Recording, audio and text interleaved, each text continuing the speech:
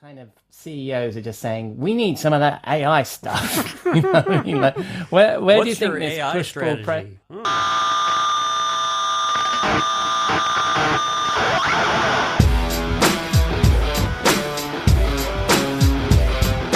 Hello and welcome to episode 128 of Rockstar CMO FM. The M is for marketing and the F is for, well, you decide. As you're probably wondering, does the world need another effing marketing podcast? I'm your host, Ian Truscott. I'm no rockstar, but I've picked up a thing or two over the last 20 years on my tour from techie to CMO and trusted advisor, and each week I chat to the true rock stars, my fabulous guests and chums, and share with you some marketing street knowledge that I hope will inspire your inner rockstar. Come say hello. We are Rockstar CMO on Twitter and LinkedIn, and proud members of the Marketing Podcast Network. This episode was recorded on Friday the 19th of August 2022. Thank you for joining us. Hope you've had a good week. You are well, safe, and staying as sane as you feel you need to be. On this week's episode, Jeff Clark is back in the marketing studio. I go backstage with Leila, Modarres, CMO of Apexon, and we wind down the week in the Rockstar CMO virtual bar with Robert Rose for a cocktail and a marketing thought. But first, we need to pay the bar tab. I'll be back in a moment. We'll be right back after this word. We'll be right back After this word. You may know you're listening to this show along the Marketing Podcast Network, but did you know there are other great shows on MPN to help your business? Christy Heiler hosts a fantastic podcast called Own It. Christy, tell us more about the show. Own It is all about celebrating women and non-binary advertising agency owners. We talk about buying out of the Boys Club of Advertising because less than 1% of ad agencies are owned by women. And where can people subscribe? You can find the podcast at untilyouownit.com. We're also on the Marketing Podcast Network at marketingpodcast.net. And of course, you can subscribe wherever you get your podcasts. You heard her. Go subscribe.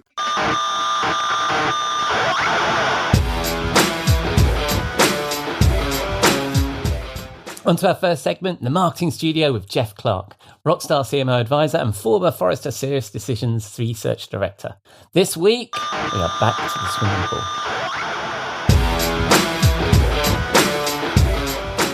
Welcome back, Jeff, to the Rockstar CMO FM studio with... No, I've got that wrong, haven't I? Welcome back, Jeff, to the Rockstar CMO studio with Jeff Clark. Yay! Where the bell? We need the bells and the noisemakers. Yeah, it needs a special. Yeah, it needs a special theme, doesn't it? Well, it needs its own show. That's what it probably needs, mate. And probably not with me narrating it because I can't seem to introduce it any week. So, how are you? How's sunny Massachusetts? Massachusetts is still sunny, and Good. Things are going well. And yeah, no, it's we're enjoying summer at this point after kind of a core of a really lousy heat wave, which I think you've experienced as well. So Yes. So next week we'll be talking about climate change. Yes. Oh, I mean, and also I know that that's a passion of yours anyway, isn't it? Because you work with clean tech and stuff. So perhaps we should talk about marketing clean tech at some point, because if this hasn't brought it home to everybody that that's pretty bloody relevant, really. then what will? Yeah. So I think we should give that a go one of these episodes. But this episode, I think, based on the weather, is that we're actually by the pool. So we're going to take a look at the Rockstar CMO swimming pool, and for regular listeners, you'll know that I ask our guests to chuck something into our portal to hell for all the snake oil BS and overhyped trends of this marketing industry. And boy, there's so much in the pool. Oh my god, there is. We need to get a filter going. We get some great suggestions. And the one we're going to look at this week is from Tim Parkin from episode 117. AI and algorithms are going to save you and replace marketing fundamentals, which Tim totally wanted to throw in the pool. What say you, Jeff? Is AI and algorithms going to save us? And we just need to ignore the marketing fundamentals, or should this stay in our little pool? Yes, I think the key thing is there, and replace marketing fundamentals, which, after you and I have done 10 or more podcast episodes about marketing fundamentals. I say no to that. Yeah, absolutely. Absolutely. I think the interesting thing, that he talked about that relates very well to AI, and I can't actually remember if he made the connection about this, but he talks about creating a book of knowledge. So, marketing being able to, to be able to amass, what's been working, how are we engaging, who, everything about, when we were just talking last week about planning and strategy, it's kind of like everything we put in place and how it worked and the data behind that. It's like, I think that was an absolutely great idea. And one of the things that AI, machine learning really do is they're really great tools for helping us build and analyze that book of knowledge. And I think that's one of the things when you get to the second half of is it going to save us and is it going to replace marketing fundamentals? Well, you could take those as two separate things. So is it going to save us? I think perhaps it could save us. Is it going to replace us or is it going to replace marketing fundamentals? Absolutely not.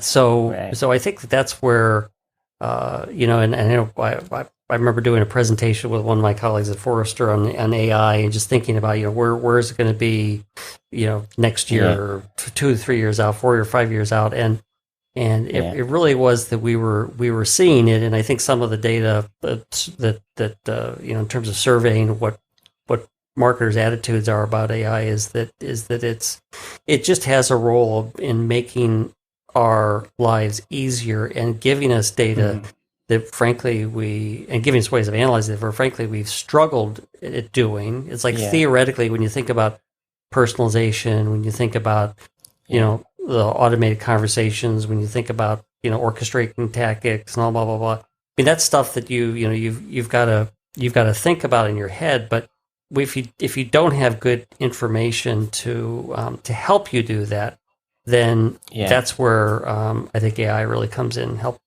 and be helpful. Yeah, and I think this is a fascinating topic. And as I was talking to you before the show, and just to. I'm always recommending other people's podcasts on this show. I don't know why, but don't do that. So I listen to if anybody follows me on Twitter, they know that I listen to the Marketing Book podcast. I love it. And I'm often buying books based on the recommendations. And there's a book, Marketing Artificial Intelligence by Paul Routzer. I'm pronouncing it completely wrong. And I include a link to it in the show notes.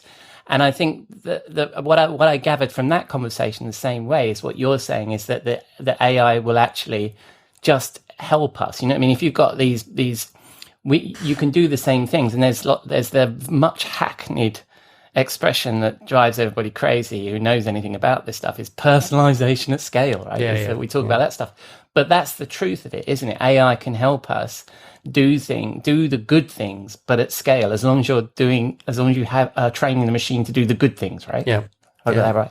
Yeah. Well, and so I think that as a matter of fact, there was a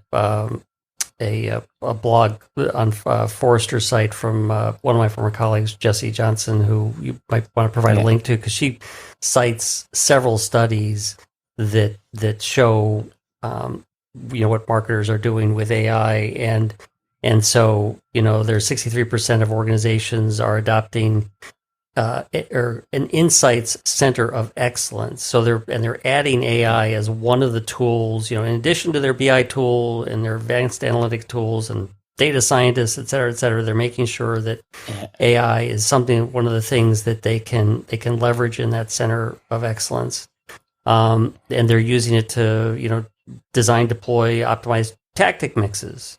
And that 7% of organizations are planning to invest significant effort in using AI to drive content recommendations. So again, these are all things that it's like, we could, you could throw a bunch of people in a room and pour through a whole bunch of data and, hire, a data science, or I should probably say expand your data science team so you can actually pour through all this stuff, or you can use tools that help do it for you. Particularly with understanding engagement with audiences out there, some of the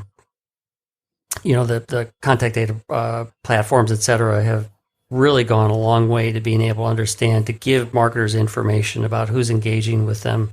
Consider not everyone fills out lead forms anymore. It's like, how do we know? How do we know we're actually striking with our a note that's relevant to our customers?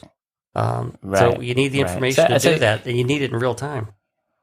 Yeah, so you're dipping into the Forrester blog again this week. So that's 3 mind-flaying facts about AI for B2B marketers by Jesse Johnson, just to give it its full shout out. Yes. On the Forrester blog, and I'll include a link to that in the show notes. But that's really interesting. So I think what you just said was 63% of organizations are thinking about this for business intelligence, right? So a big chunk of organizations are considering artificial intelligence in their marketing, right? So we've got to get on board with it. Yeah, right? Absolutely. It's like if you're not on board, you're going to be left behind. Yeah. But I think it's kind of been It's an interesting thing to define, isn't it, AI? Because I think for a lot of people are talking about, a lot of vendors in particular are talking about having AI in their products, but actually it's just, a rules engine really, isn't it? It's not really that AI-y. So how do you, when you're talking to clients about AI and ML, how do you make that kind of definition? And do you think we're in a position now where kind of CEOs are just saying, we need some of that AI stuff? You know what I mean? Like, where What's do you your think AI strategy? Yeah. What do you think this pressure is? Do you think marketers are being sort of being handed this idea that, oh, you've got to get some AI, so therefore they're drinking the vendor Kool-Aid and actually just implementing big rules engines?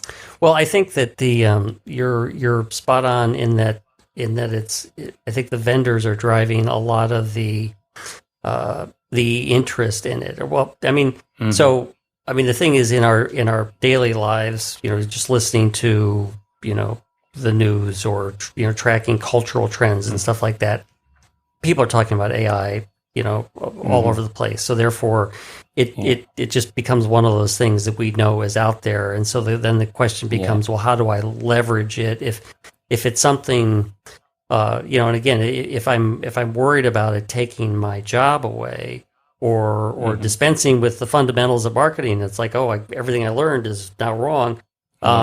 Then it really begs it requires us to do our investigation into it and to say, how can we actually leverage it?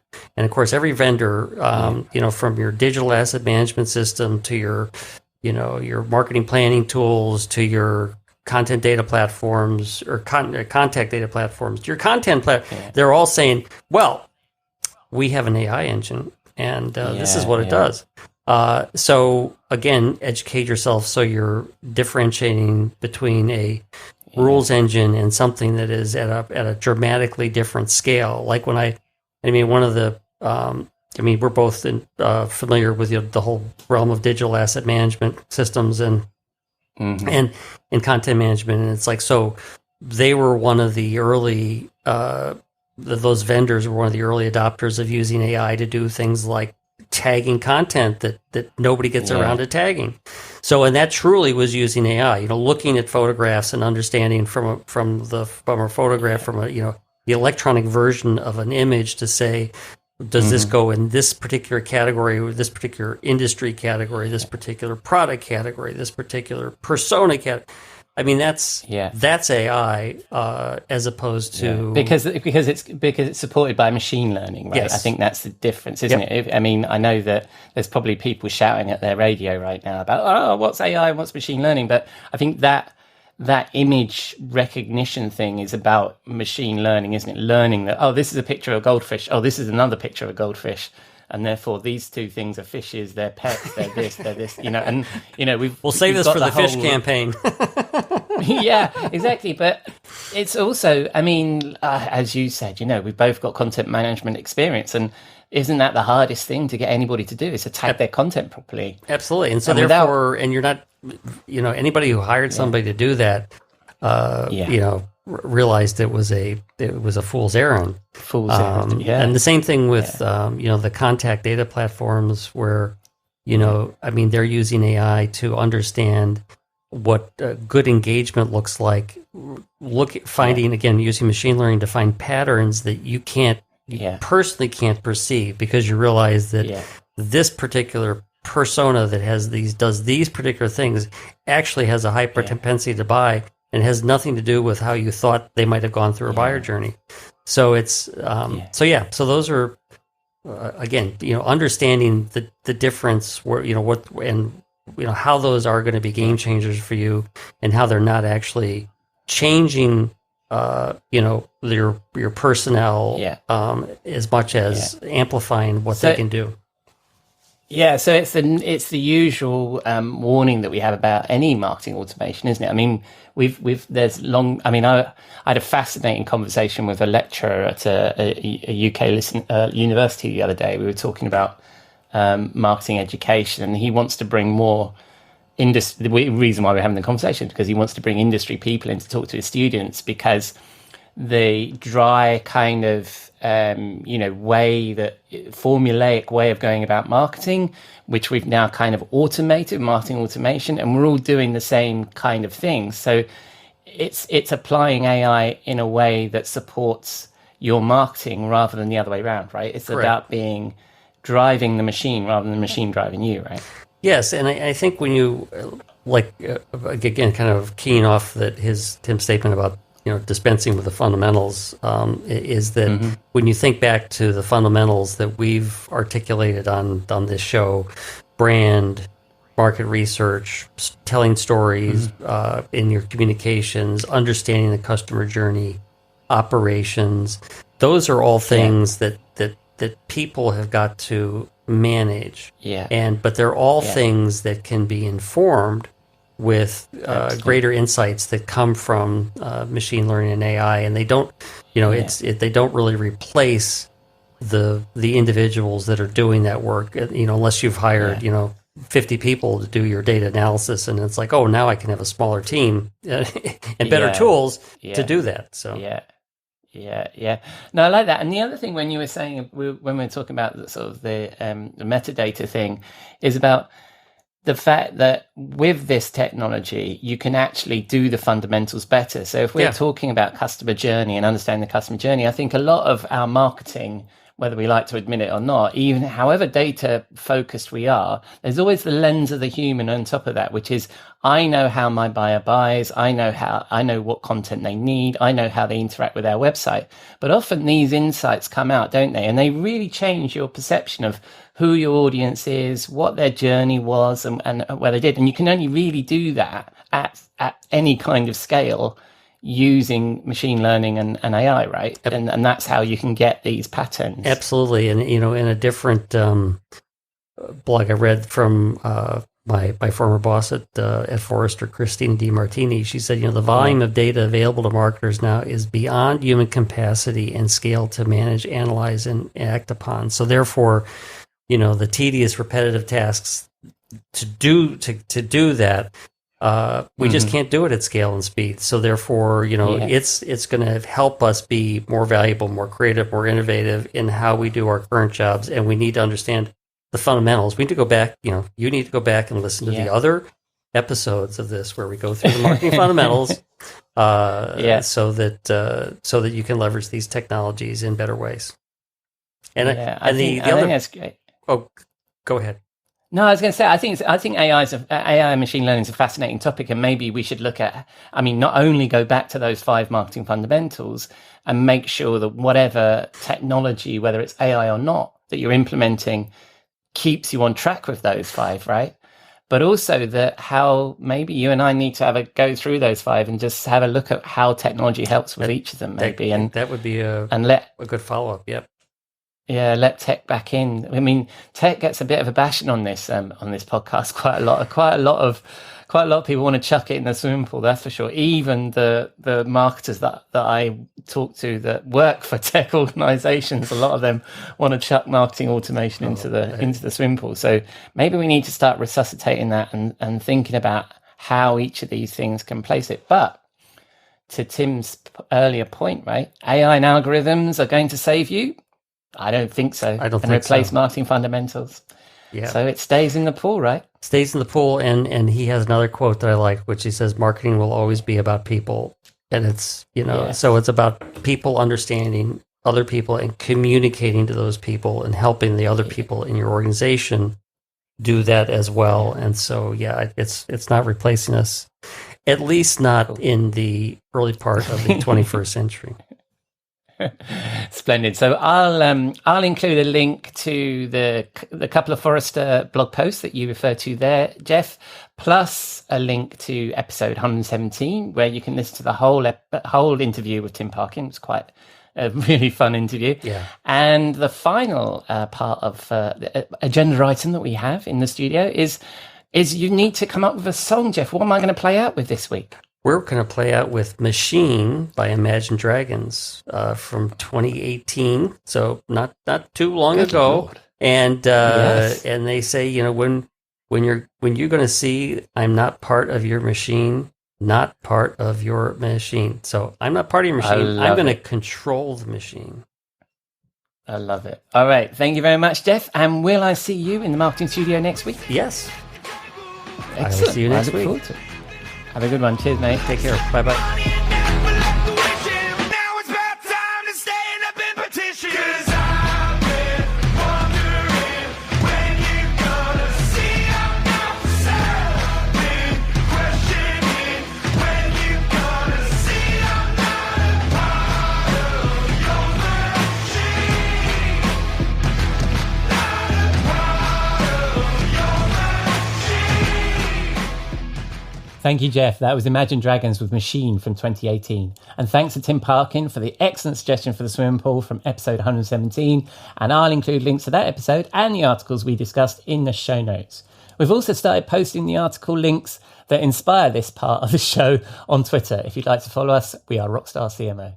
Right, time to go to Backstage with my guest, Leila Modarres. She is the CMO at Apexon, a digital-first technology services company. As we'll discuss, Leila has pioneered a marketing-as-a-service approach, more on that in a moment, and created the award-winning YouTube channel DTV, where she interviews customers, partners, and other luminaries to profile their thought leadership and digital expertise. Prior to Apexon, Leila has had a splendid career. She helped launch Cumulus Networks, leading their marketing, was the VP of Marketing at DeviceAnywhere, establishing their category leadership and subsequent acquisition by Keynote Systems. And she's held key roles at emerging technology companies Virtual Iron, which was acquired by Oracle, and PanGo Networks, which was acquired by InnerWireless. Leila regularly speaks at events and has received industry recognition for leadership, marketing best practices, and mentoring of female leaders. She was recognized as a woman of influence by Silicon Valley Business Journal in 2020. And now she's on Rockstar CMO. So much to dive into there. I hope you enjoy this conversation. Hi, Leila. Welcome to Rockstar CMO FM. How are you? I'm doing well, thank you. Great to be here. Splendid to have you. Thank you very much. And actually, I should have mentioned this while we were prepping. I believe you're our 100th unique guest on the show, so you're quite a landmark for me, so welcome. Do I get a prize or is... Yeah, I'm going to need to figure that out, aren't I? Some kind of discount coupon or a trophy or something like that, yes. I should have thought that through. I just realised as I hit record that you're probably a T-shirt and I can go advertise your show. I love it. I love it. I'll have a think about that when we do the promo. But anyway, Leila, thank you very much for coming on the show and being our 100th guest. Tell us a little bit about yourself and what Apexon do. I've pronounced that correctly, right? Yes, Apexon. So just on the Apexon, we just actually rebranded and renamed the organization. It's what I see is it's a newer generation of a very tried and true industry, which is technology services and professional services and support from a tech perspective for organizations that want to evolve their digital strategies from all aspects of digital, right? So why I say new generation is because there's a number of organizations out there that do this. And we're a size and the way that we work is what we call we're big enough to matter, like the big organizations, but at the same time we're small enough to care. So what we're finding with Fortune 500 type companies that typically have gone, to these big organizations, they need a lot more hands-on. They need a lot more direct attention and support. So they've turned to us. So, long story short, technology services and strategy, but for a newer generation of digital demand. I am their CMO. The company was formerly named InfoStretch, and I've been with them for the longest stint in my career, 7 years, and that is, but it's for a reason, and we'll get into this later. It's really the culture of the organization, the people I work with, and that's what's kept me there. The team that I've been able to build, and the camaraderie that we have amongst each other, and the trust that we've established and built. So that's been. Yeah, I love that.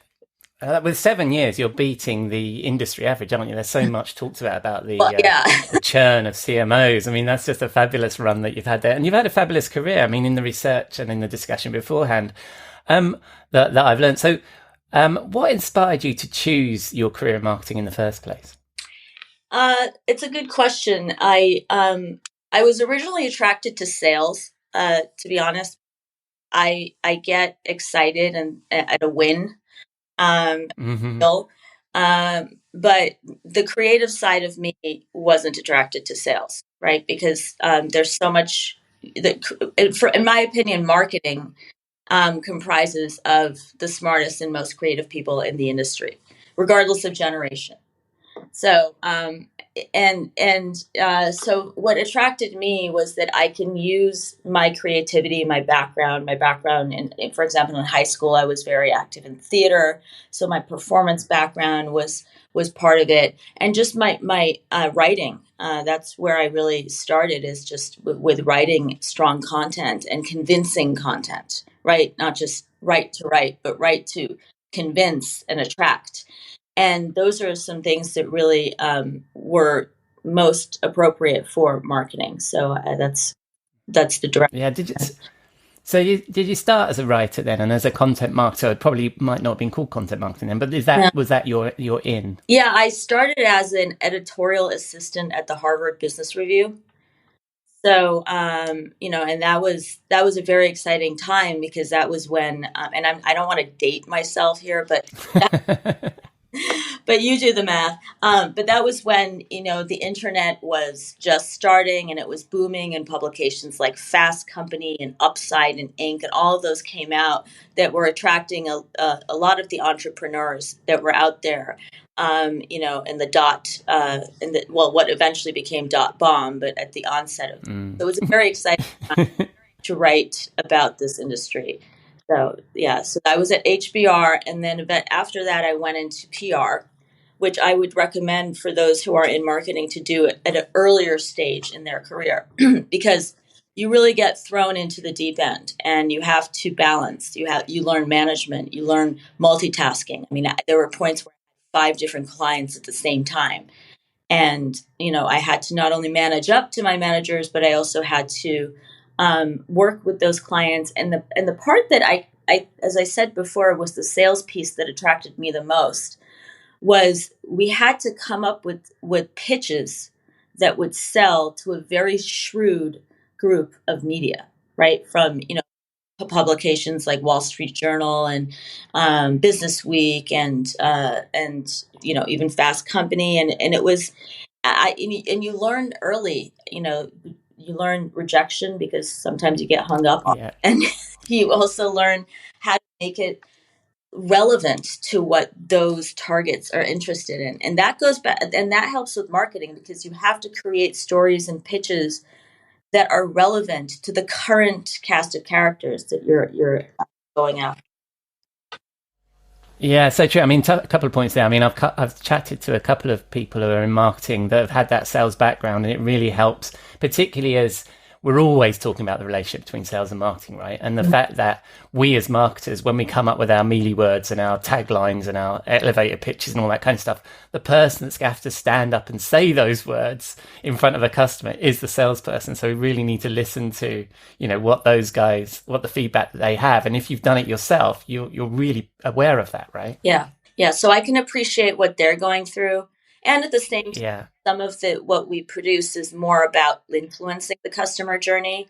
So it's not about pitch. If the prospect has come in and said, "Hey, I'm interested, let me size them up," they're going to go talk to their resources. They're going to go look, at your company's website. They're going to see, what third parties that they trust have published about you. So Yeah. it's part of the customer journey. We're part of the pitch. We're also part of the influencing that customer journey. Absolutely, absolutely. And if I fast forward a little bit in your career, well, quite a lot in your career to now, when we were researching and discussing having you on the show, your company website, and I love this bit, describes you as having pioneered a marketing as a service approach where you harness the expertise of your expertly curated team to deliver value to customers. Now, I love that. Tell us about that idea as marketing as a service. I mean, you are in quite a large organization, right, Apexon. So Yeah. I imagine, there's a big team. There's probably a lot of different moving parts, different audiences, different industries.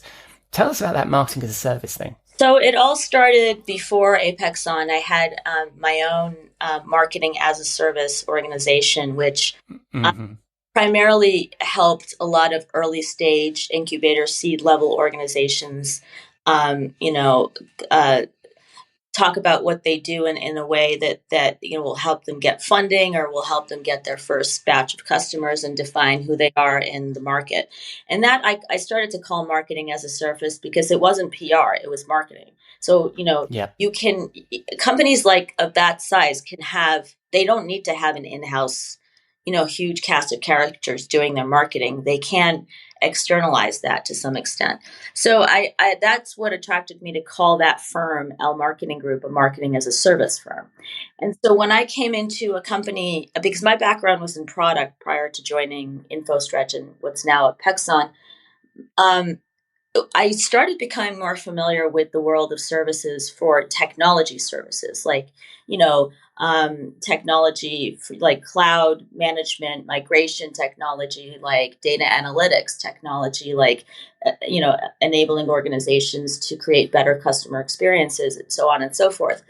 And that logic also applies to marketing. And when we came across a few scenarios when our customer asked us to capture some of what we did with them so they can circulate it across the organization and show the value of what they did, we started doing more and more of that. And I said, hey, why don't we just package this up as a service?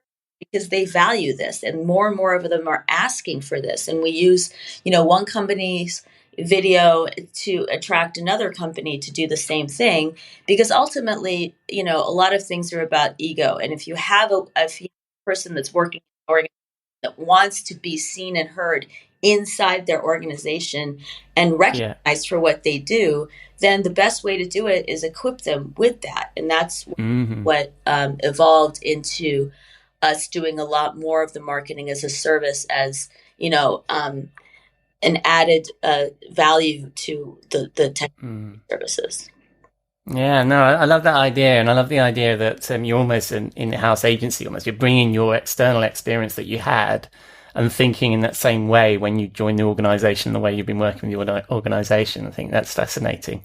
And then when we were talking about having you on the show, one of the challenges we discussed was hiring and retaining good marketers. It's something that we've talked about actually on this podcast quite a few times rather, and it's a big focus of yours. How do you see this? How is the employee market changing for marketing professionals? And especially right now, right, given the market uncertainty, I mean, we're hearing about layoffs, but I'm also mostly hearing about how hard it is to hire right now. What's your view? I would agree. It's very hard to hire right now, but you're also, sometimes organizations look at employees or prospects as filling, a need that they have, which is, quantitative or checking a box type of thing. I think organizations of all sizes have to, evolve and look at it as, a more human-centric approach to Right. and to attracting prospects. Because after all, it's not an operations thing, right? It's about recruiting human beings, not workers. And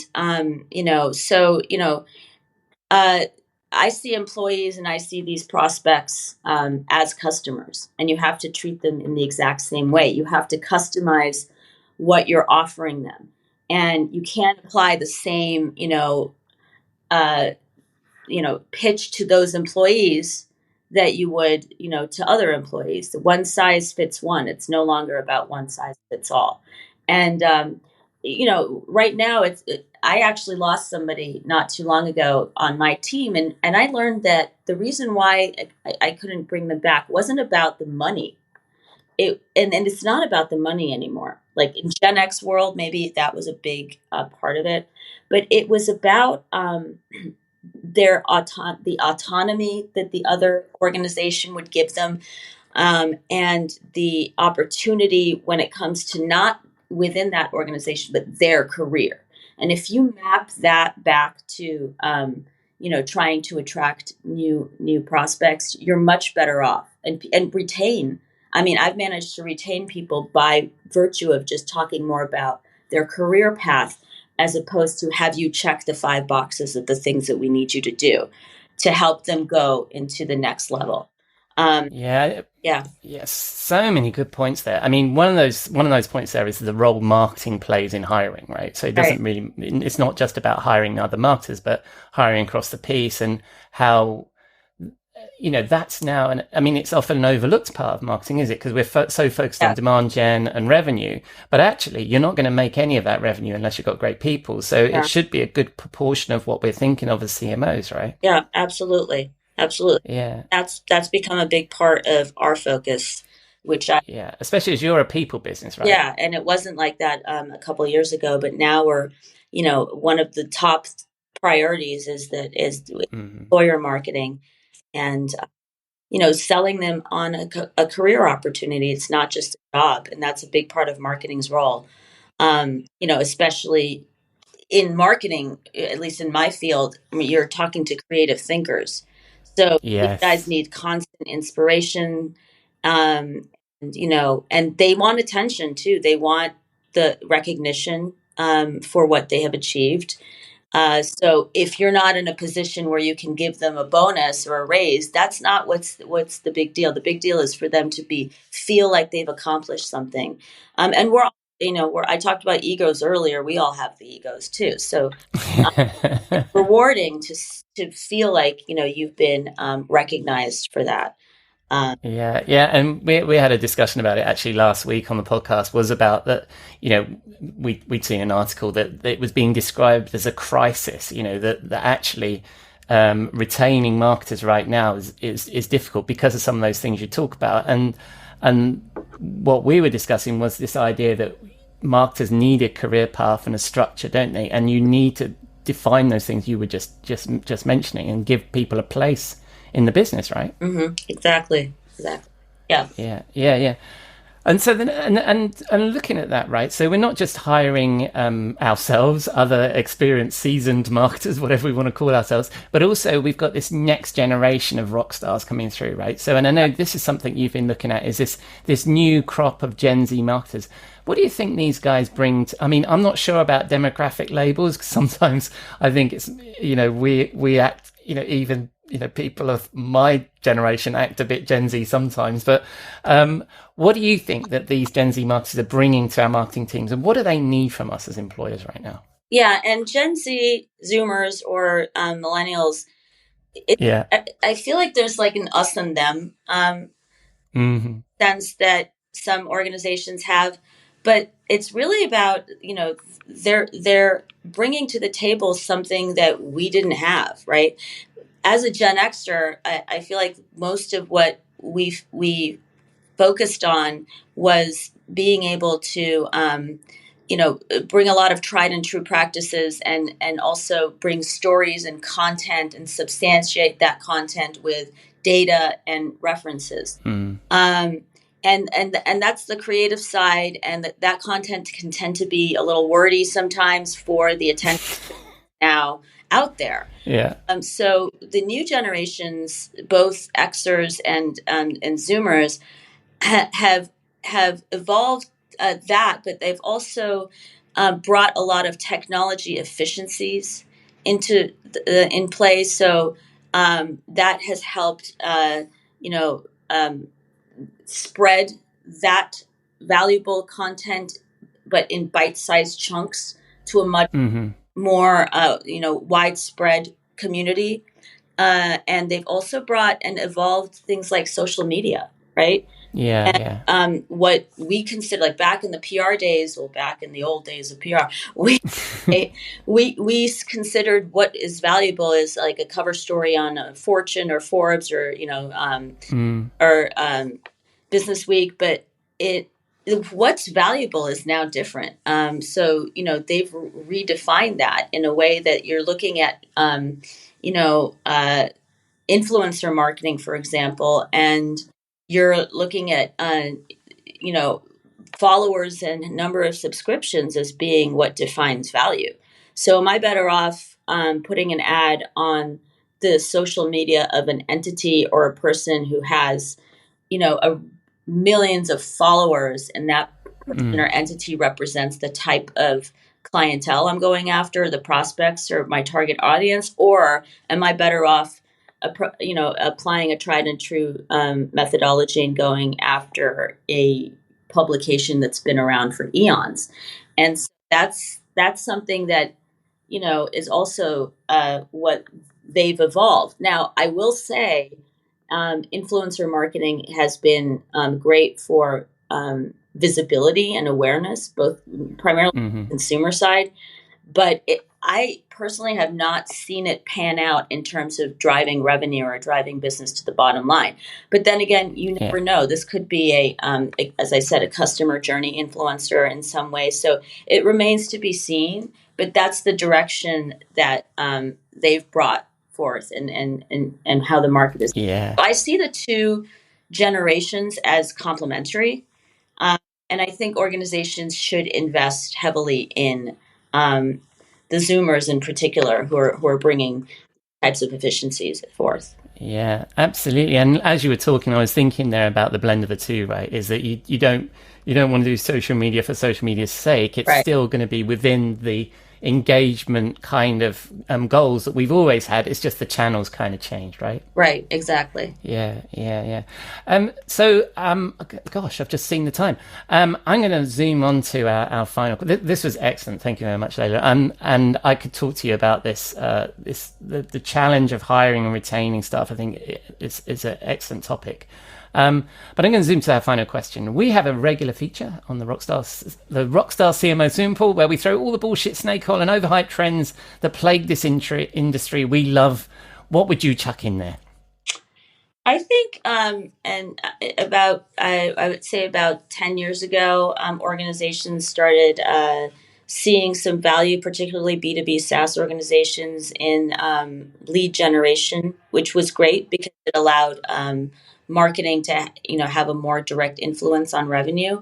And I've been a part of that whole game, and I've been I led marketing, and it was a B2B SaaS format, a subscription based format, and a big of revenue came out of that. But now organizations of all shapes and sizes think that's like the one trick pony to get the revenue that they want from marketing. And the problem now is, and especially now, is everyone has screen fatigue, and no one is going to not as many people, not no one, but not as many people are really going to have an appetite to open an email from somebody they don't know, make a multi-million decision. So I think the misconception is that this kind of coin-operated machine lead generation approach is going to be, the magic that comes out of the marketing organization. And I would say that's hyped. That's not the case. I love it. And even if you're B2B SaaS, I'm sure you will say that what you're getting out of it now is less than what you were getting out of it 10 years ago when it was, just a novel concept. Yeah, I love that coin-operated expression there, the coin-operated marketing automation. That's definitely got to go. I think that you won't find many arguments against that one, Leila. So that's an excellent suggestion. Thank you very much. And when the listeners spin the dial on the interwebs, where might they find you? When they do what? Sorry. When they spin the dial on the interwebs, when they basically go and search for you, where are you? Are you on LinkedIn, Twitter, all those things? I'm mostly on LinkedIn. I took a break from the Facebooks and the Instagrams because it was just it was just people doing things that annoyed me. So I just.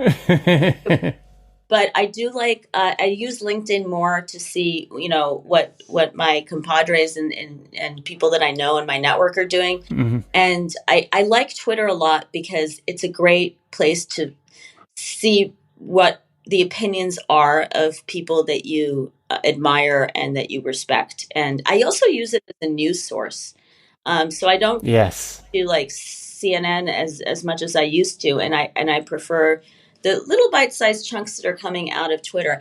And I will say that I've started to gravitate towards TikTok. So it's wow. I think we've all been down that rabbit hole. Suddenly time passes, you've been looking at it for 2 hours. Yeah, exactly. Exactly. Any plans to be on it and actually create the videos, or are you just a watcher?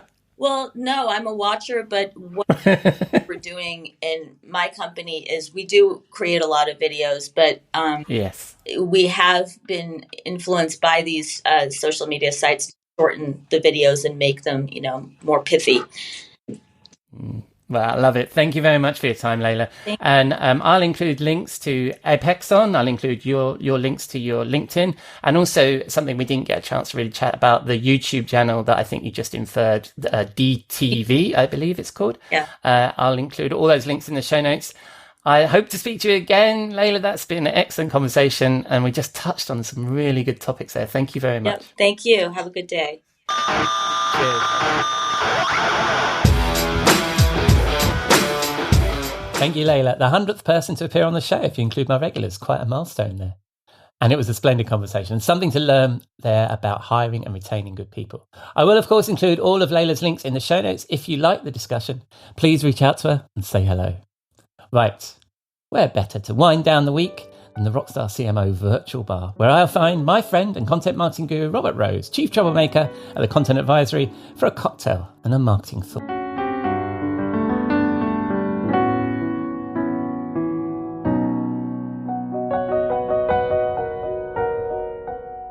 Good evening, Robert. What are you drinking? Oh, hello, my friend, and welcome to the bar. It is the end of the week, and it's been a long week. It has been a long week. Have you seen Top Gun yet? The new Top Gun? I haven't, but I so want to. What I want to do is try and get. We're trying to get. It's one of those films you can't just watch you get a few people together. So we're trying to get the family together to watch it. But we've been all over the place. But yeah, it's. I'm looking forward to it. It's delightful. It's really wonderful. And the reason I ask is because. So we just saw it, and I thought this week, given the need for speed, as it were, in where we are with work, I would make a special cocktail for us. And this one, so you know what a Tom Collins is, yes? You know what a yes, I do. Yeah, but you would. I mean, of all the cocktails, Tom Collins is probably the one that you know the best. For your audience, of course, a Tom Collins is just a simple gin, lemon, sometimes a simple syrup, and club soda. And so that is a Tom Collins. This week, we're going to be making what I'm calling a Tom Cruise. Yes. So this is also a classic, easy to make cocktail. And it features tequila, your favorite Blanco tequila, by the way, something light and easy and built for speed. And then also because Tom Cruise is the whitest guy around. And then you add into that a little bit of lemon juice, and a little bit of, I like sparkling water more than club soda here, but club soda will do if you can't get sparkling water, and no simple syrup, of course, as we often do in this bar, and it's just absolutely wonderful. It is basically a spiked sparkling lemonade, and it has got the the ice in it of ice blue Tom Cruise eyes, and it builds you for speed in a hot love it. summertime day. I love it. Well, I'll attempt to make that drink using only the ingredients of my desktop bar. That's right. I've got, and also, I mean, if Tom Cruise drinks those, right, it's the elixir of youth, isn't it? I mean, good grief, that man. I mean, he's so young in that film. It's amazing. The amazing. guy never aged. He's made some deal with the devil somewhere. Yes. Oh yeah, absolutely. I feel sorry for the devil. No, here we go. So I'm going to use the most English of Blanco tequilas. Hendrick's gin. Oh, by the way, I have to correct just about 75 of the episodes where I've said that, because I've just realised that Hendrick's gin is actually made in Scotland. Well, there you go. Let me just check. Yep, made in Scotland. There it is. All right. the most Scottish of Blanco tequilas. Yes. Slosh a bit of that in there. Scottish gin. Who knew? I know. I'm going to have to. I'm swapping that out for a start, just so that joke works better. Yeah. Scottish gin. It yells at you. Basically, it just yells at you unintelligibly. It certainly would if it knew I called it English. Yeah. So a bit of that, and then Can the Scottish even pronounce Hendrix though? I mean, it's got the R in it. I'm not. Honestly, I can't be dealing with the death. Have you seen the TikTok videos of the very Scottish young woman trying to pronounce words like burglar? No, it's classic. Now I can do this because my grandfather, my mother, that whole side of my family is Scottish, and of course spoke with a very thick Glaswegian brogue, and my friends would not be able to understand them. They couldn't understand them at all. But yeah. Well, while you were chatting there, I used some of the most English of sparkling water and lemon. That's close. So you made a Tom Collins, basically, not a Tom Cruise. No, what I actually put in was some tonic from the lovely people at Fever Tree, who are actually English. I see. And they've actually they've used the most English of lemons, cucumber in there. Oh, well, there you go. There you go. I'm going to give this a try. Yeah. That's definitely very refreshing. Yes. And probably a bit closer to the drink that you were making than we normally do in this bar every week. Yeah, absolutely. But that's absolutely delicious. And what are we calling that? I'm calling it a Tom Cruise. Yeah. I love it. And if it can give me some more hair and maybe a little less grey hair, then I'm in. There you go. Oh, absolutely. It's built for speed, and playing volleyball shirtless is what it's built for.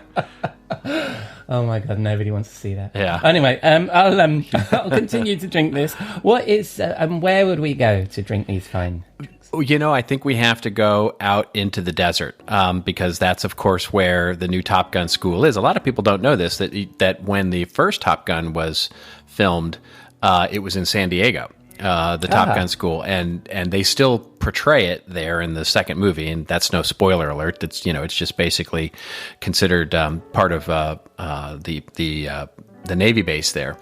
But it is now actually that the actual Top Gun school is outside of Las Vegas, and it's in the Nevada desert. And so I think we have to get out to the desert for these cool drinks and just sort of lean into the heat, lean into the hot desert, and maybe maybe do a little gambling while we're out there. Get into Vegas and do a sit in a bar somewhere and play some slots. Talk a little bit about marketing. Sounds good. Yeah. So when we're presumably we haven't struck it rich yet because we're still talking about marketing. Very good. Yes, that's very true.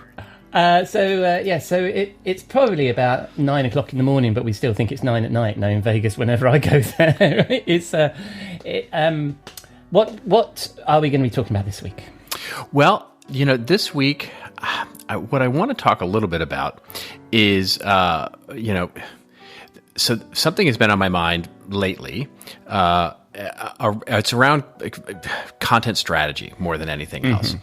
And when we think about, really why no one... So in sales, this is especially true in B2B, sales and marketing alignment, and especially as it gets around content and the content we're creating as marketers for salespeople.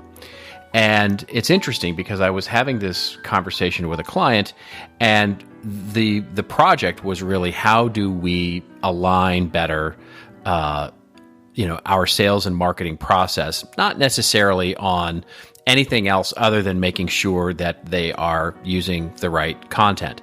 Because honestly, what happened was they simply asked both teams, they said, what's the biggest challenge that you have?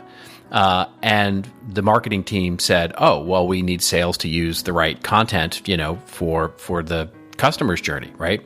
And then they asked the salespeople, what's your biggest challenge? And they said, oh, we need the right content to use in context with where the customer is. And so immediately the knee-jerk reaction was, oh, well, let's just, why don't you, it's like Kramer with Seinfeld. It's like, why don't you just tell me the name of the movie you'd like to see? It's like, they just basically said, well, why don't you just tell each other to use the right content and it'd be solved? And of course, that's not the easy answer, right? There is not an easy answer to this, because the problem isn't the content. The problem is the communication between the two of them. Because if you look at it from the sales team's perspective, they have they don't know how to use, they don't know what is the right content, and they don't know how to find it even if they did know what the right content was. So what happens is that they end up hanging their hooks into something that works, and and they will not release their hooks from something that works until until it doesn't anymore. And from the marketing perspective, they're creating all this new content, usually on demand from requests from other parts of the organization. And so they're so busy trying to meet the demands of the other parts of the organization, they don't know what content would actually work in that context. And so they just haven't talked, they haven't communicated. I've said many times that, the 90% of content strategy has nothing to do with the content itself. Yeah. But it's worse than that, because it's about how do we communicate with one another.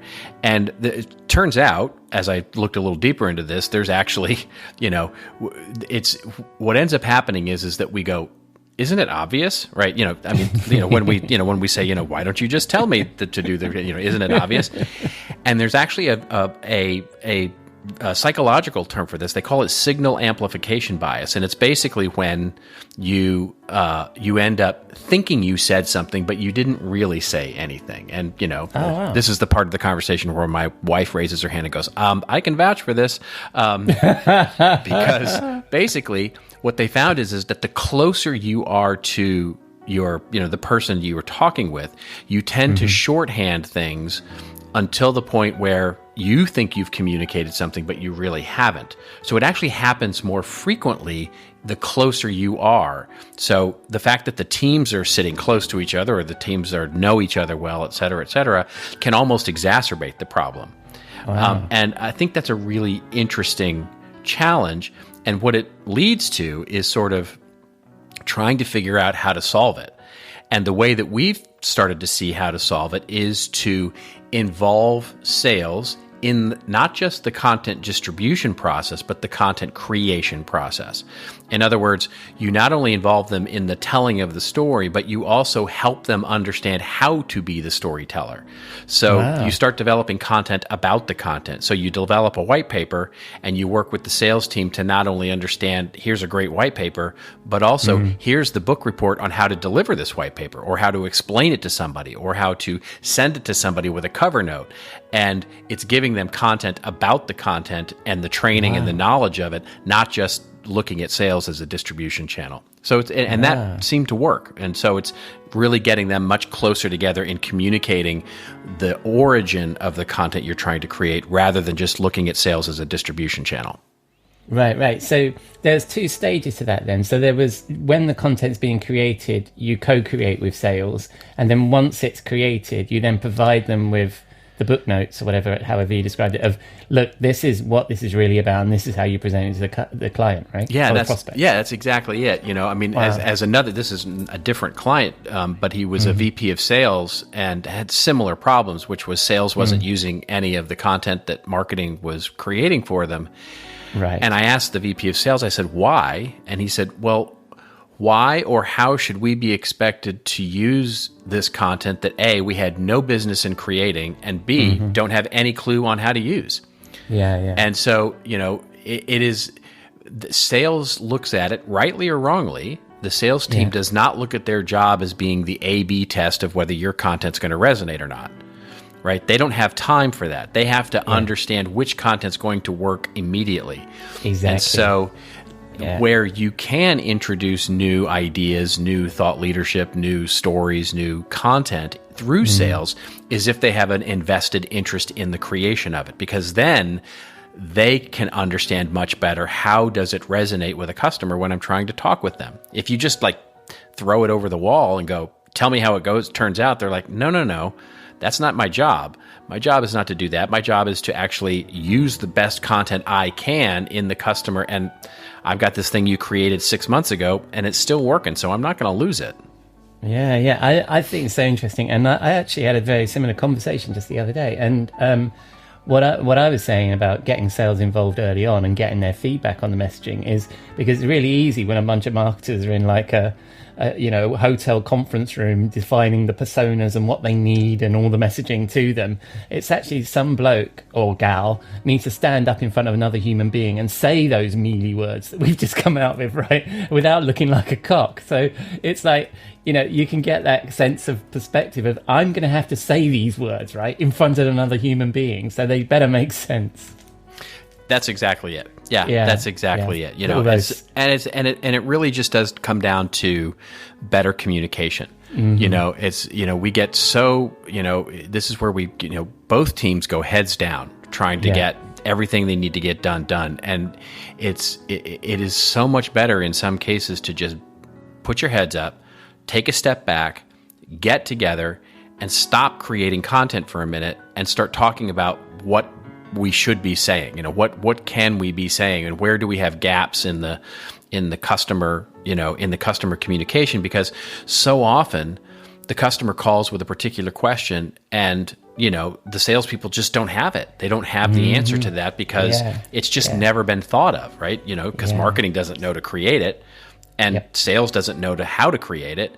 And so they just don't have an answer for it. And so they just default to, oh, by the way, can I send you a brochure?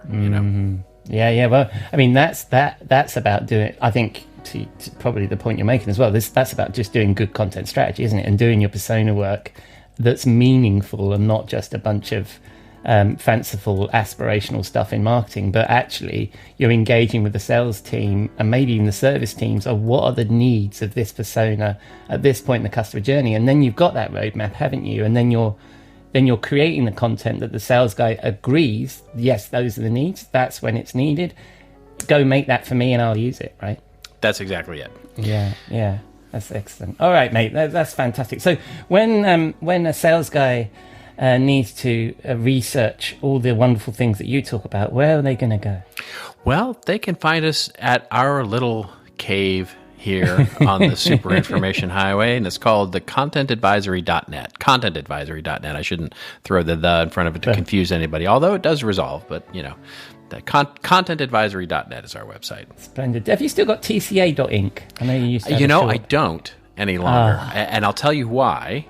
Because so I bought it. When I bought it, it was from a new domain provider. Yeah. Who I guess was trying to get the .inc domain going, and did successfully with a number of companies. And I was using it for a good bit, and then they went out of business basically, and they got and all of their inventory of domains were purchased by GoDaddy.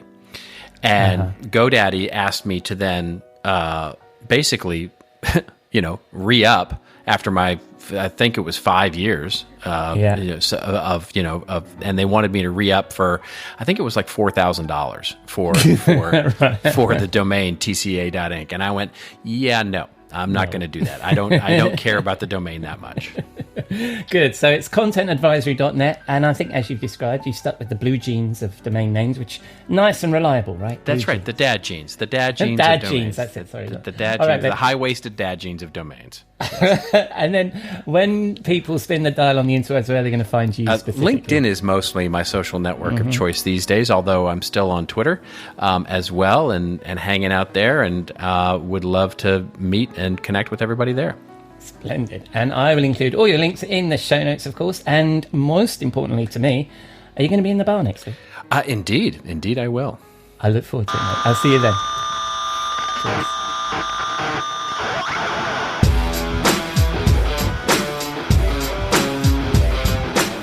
Thank you, Robert. We're feeling the need to communicate there.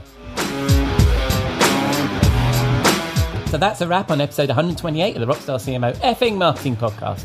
I've been your host, Ian Truscott. Thanks again to Jeff, Leila and Robert for sharing their insight. Please say hello to them, and I'll include all their links in the show notes, which you can find on your favourite podcast app or at rockstarcmo.com, where you can also find all our previous episodes. And most of all, thank you for dropping a dime into your podcasting jukebox, selecting our track and jiving along with us. So, does the world need another effing marketing podcast? Let us know on the socials or drop a rating or review in your favourite podcast app, or just keep listening. I'm glad you're here. Next week, Jeff is back in the marketing studio. I go backstage with fellow podcaster and startup marketing specialist Seth Goldstein, and Robert will be back in the Rockstar CMO virtual bar. Until then, have a great week, and I hope you'll join us again here next week on Rockstar CMO FM.